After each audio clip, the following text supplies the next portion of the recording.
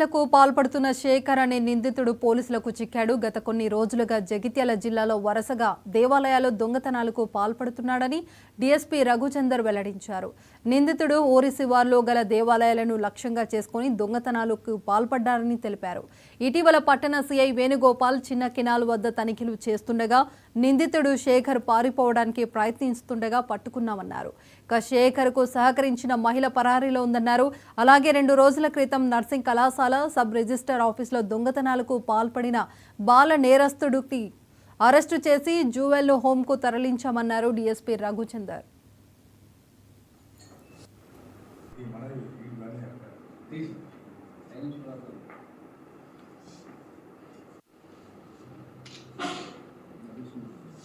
జగిత్యాల జిల్లా పరిధిలో మన కోట్ల ప్రాంతంలో, జగిత్యాల ప్రాంతంలో మరియు ధర్మపూర్ ప్రాంతంలో పలు దేవాలయాల్లో చోరీలు జరిగి ఆ చోరీలకు పాల్పడిన ఆ వ్యక్తిని మన జగిత్యాల టౌన్ పోలీసులు, టౌన్ ఇన్స్పెక్టర్ వేణుగోపాల్ మరియు ఎస్ఐ కిరణ్ ఆధ్వర్యంలో ఐడిపాటి పోలీసులు నిందితుడిని అరెస్ట్ చేశారు. ఇతని పేరు విభూది శేఖర్.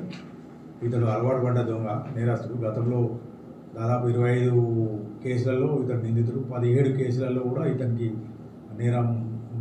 నేరాంగీకారం చేసి ఇతనికి కన్విక్షన్ జైలు జీవితం అనుభవించాడు. ఇతడు మొన్ననే ఒక 1 మంత్ కింద జైలు నుంచి రిలీజ్ అయ్యి మళ్ళీ సేమ్ ఇట్లాంటి దొంగతనాలే చేయడం మొదలుపెట్టాడు. ఇతడి ఎంఓ ఏంటంటే మన ఐసోలేటెడ్ టెంపుల్స్, అంటే పట్టణానికి దూరంగా ఉన్నాయి కావచ్చు, లేకపోతే విలేజ్కి దూరంగా ఉన్న టెంపుల్లో పోయి అక్కడ దొంగతనం చేస్తాడు. ఈసారి ఏంటంటే ఇతడు జగిత్యాల పట్టణానికి చెందిన లక్ష్మి అనే ఒక మహిళతోటి పరిచయం ఏర్పరచుకొని ఈసారి ఇద్దరు కలిసి ఈ దేవాలయాల్లో కోరుట్లలో ఒకటి, నేరేళ్లలో ఒకటి మరియు మన జగిత్యాల పట్టణంలో నిన్న జరిగిన 2 దేవాలయాలు ఈ చోరీలకు పాల్పడుతూ వీళ్ళని అరెస్ట్ చేసి వీళ్ళ దగ్గర నుంచి ఇక మన చోరీ జరిగిన సొత్తును మొత్తం రికవరీ చేయడం జరిగింది. దాదాపు 50,000 రూపాయలు, రాగి వస్తువులు, వెండి వస్తువులు, తర్వాత చిల్లర, నుండి రోల్డ్ గోల్డ్ ఐటమ్స్ ఇవన్నీ కూడా ఉన్నాయి.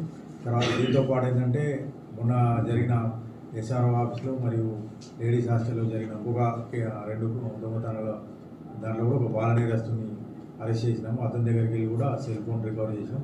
గతంలో ఒక ల్యాప్టాప్ మరియు మొబైల్ షాప్లో కూడా అతడు దొంగతనం చేశాడు.